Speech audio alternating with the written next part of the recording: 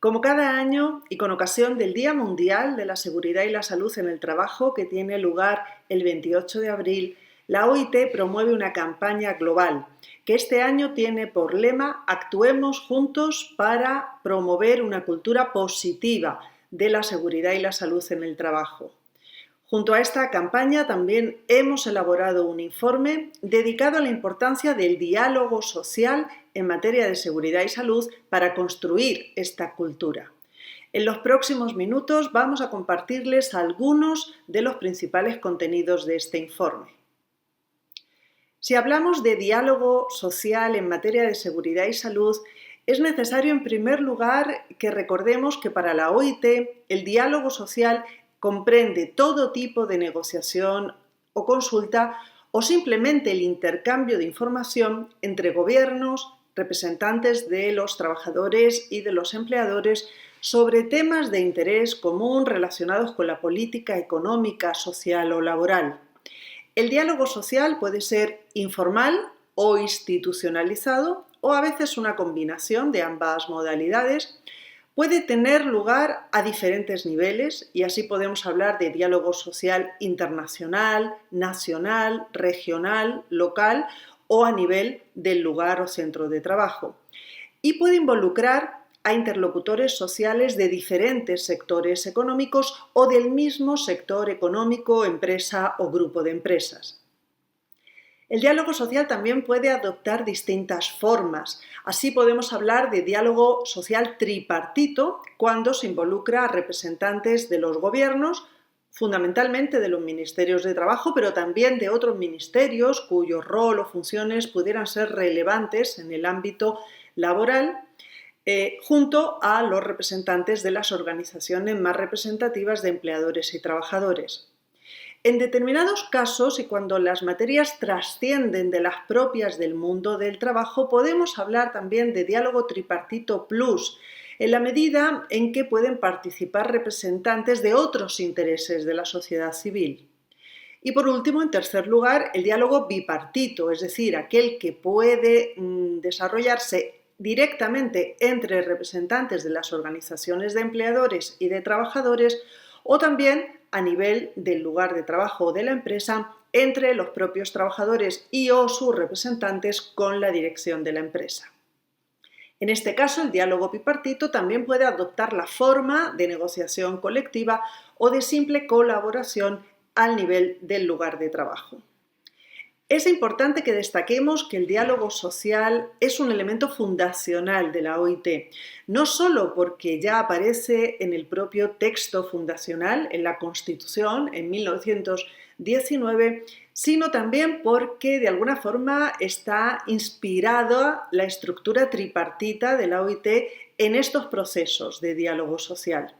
No podemos olvidar que numerosas normas internacionales del trabajo, convenios y recomendaciones hacen referencia al diálogo social, de manera muy particular aquellos relacionados con principios y derechos fundamentales en el trabajo como la libertad sindical y la negociación colectiva.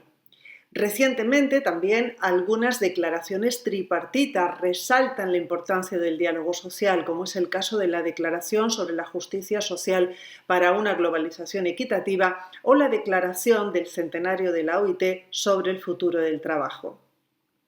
En materia de seguridad y salud laboral, también numerosos convenios y recomendaciones hacen referencia a la importancia de la participación, de la consulta, de la colaboración entre empresarios y trabajadores en materia de seguridad y salud laboral.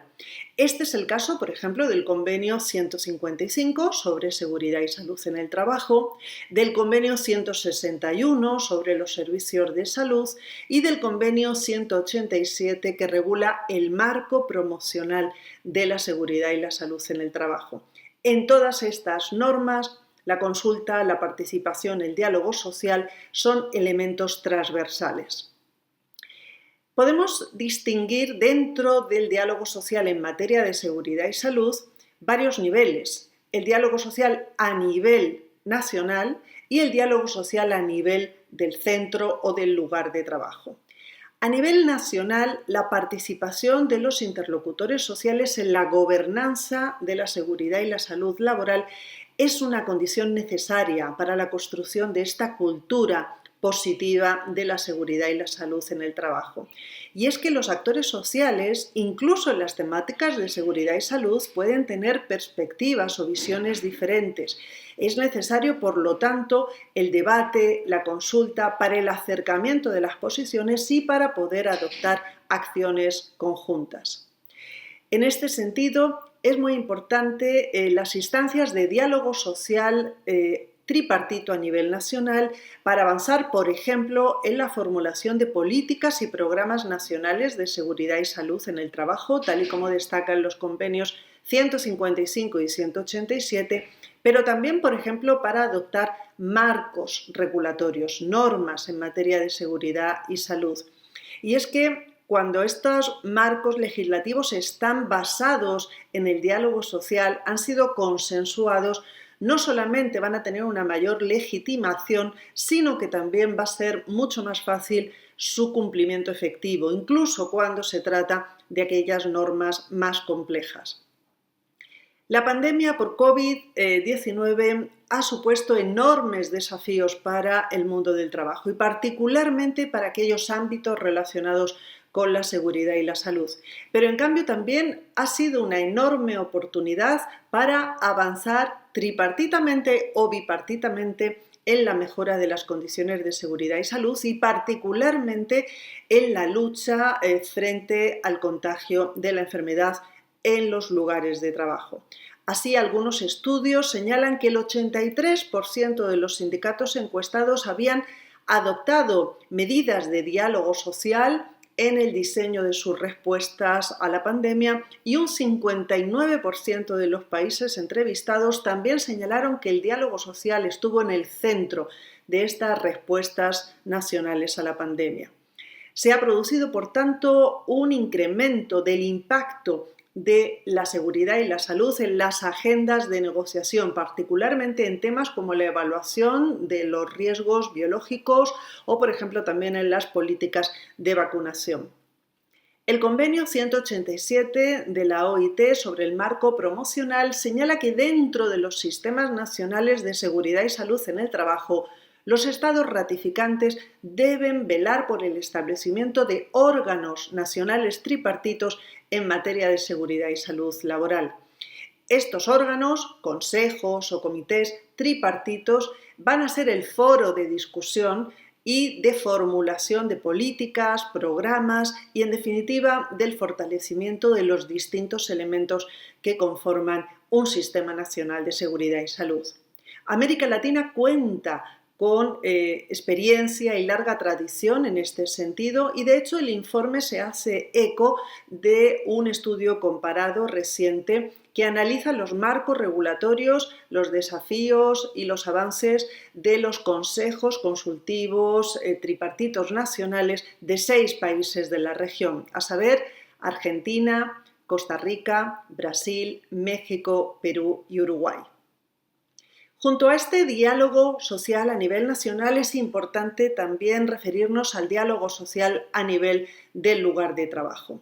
Las normas internacionales del trabajo de la OIT en materia de seguridad y salud establecen un marco que define los derechos, pero también las obligaciones de empleadores y de trabajadores en esta materia. Y ahí encontramos también algunas obligaciones que tienen que ver con los ámbitos de diálogo social. Por ejemplo, los empleadores, de acuerdo con el convenio 155, están obligados a garantizar que los trabajadores y sus representantes sean consultados en estas materias y que reciban formación e información preventiva. Pero de la misma manera se establece la obligación de los trabajadores de cooperar con el empleador para una efectiva implementación de las medidas de seguridad y salud en los lugares de trabajo. Además de estas obligaciones, la cooperación entre trabajadores y empleadores en materia de seguridad y salud laboral es costo efectiva. Es decir, cuando se producen acuerdos bipartitos en las materias de prevención de riesgos laborales, no solamente se logra mejorar la gestión preventiva y mejorar los resultados en materia de seguridad y salud, sino que también se reducen las tasas de accidentes de trabajo y enfermedades profesionales, pero sobre todo se mejora la productividad. De acuerdo con algunos estudios, en aquellos lugares de trabajo donde existe un compromiso de la empresa y también, por supuesto, de los trabajadores y una cultura preventiva, se producen un 64% menos de incidentes como consecuencia del trabajo y un 58% menos de hospitalizaciones como consecuencia de lesiones producidas en el trabajo. Sin embargo, a pesar de esta importancia, todavía, de acuerdo con algunos estudios, 300 millones de trabajadores en el mundo sienten que no pueden notificar sus preocupaciones en materia de seguridad y salud sin sufrir represalias por ello. En este sentido, los convenios tratan de impulsar el nombramiento por parte de los trabajadores de representantes de los trabajadores en materia de seguridad y salud, que van a tener una serie de funciones, pero que también para el cumplimiento efectivo de estas funciones deben gozar de una serie de facilidades y garantías.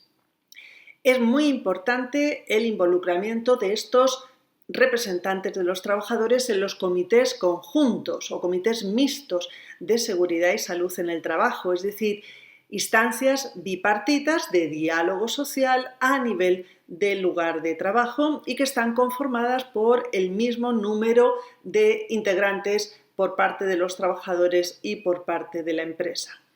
Estas instancias son especialmente importantes para garantizar este diálogo social, esta colaboración y cooperación a nivel de los lugares de trabajo, pero sobre todo para llevar a cabo una gestión participativa de los riesgos laborales. En este sentido, si recuerdan, la OIT cuenta con unas directrices sobre los sistemas de gestión de la seguridad y la salud en el trabajo, basados en la mejora continua, pero también en la participación y consulta de los trabajadores.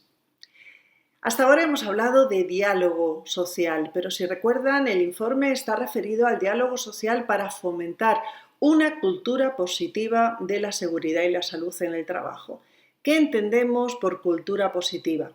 Pues es aquella en la que se da una comunicación y un diálogo abierto entre los trabajadores y los empleadores en materia de seguridad y salud, y es aquella en la que por parte de la empresa existe un liderazgo y un compromiso efectivo sobre estas materias.